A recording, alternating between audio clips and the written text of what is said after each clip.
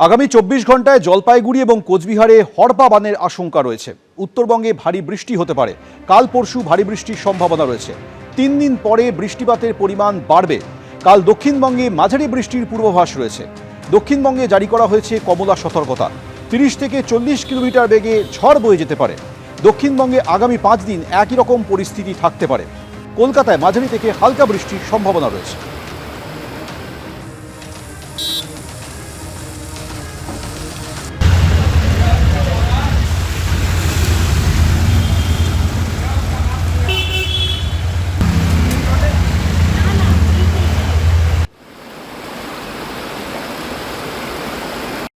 আগামী কালও ভারী থেকে অতি ভারী বৃষ্টিপাতের সম্ভাবনা উত্তরবঙ্গে রয়েছে। তারপরে বৃষ্টিটা ভারী বৃষ্টিপাতের সম্ভাবনা তারপরেও থেকে যাচ্ছে। তার পরবর্তী 3 দিনে আবার ডে 6 ডে 7 গিয়ে আবার ভারী থেকে অতি ভারী বৃষ্টিপাত মানে বৃষ্টিপাতের সম্ভাবনাটা আবার একটু বাড়ছে উত্তরবঙ্গের ক্ষেত্রে। মাঝখানে একটু কমে আসে আবার বাড়ছে। মানে উত্তরবঙ্গের ক্ষেত্রে জলপাইগুড়ি ও কোচবিহার জেলার জন্য আজকে সতর্কবার্তা দেওয়া রয়েছে আগামী 24 ঘন্টার জন্য ফ্ল্যাশ ফ্লাডের।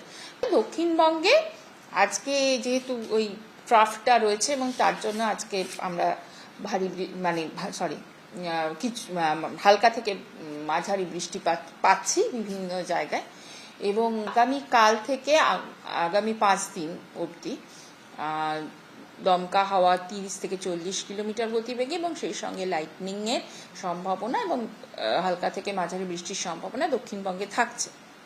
এই লাইটনিংয়ের জন্যই মানে বজ্রপাতের জন্যই মূলত সতর্কতা, যেটা অরেঞ্জ সতর্কতাটা দেওয়া আছে সেটা বজ্রপাত জনিত কারণে। কলকাতা এবং তার পার্শ্ববর্তী অঞ্চলে মোটামুটিভাবে একই রকম, যেহেতু মনসুন অনসেট হয়ে গেছে, রোজই হালকা থেকে মাঝারি বৃষ্টির একটা সম্ভাবনা থেকেই যাচ্ছে।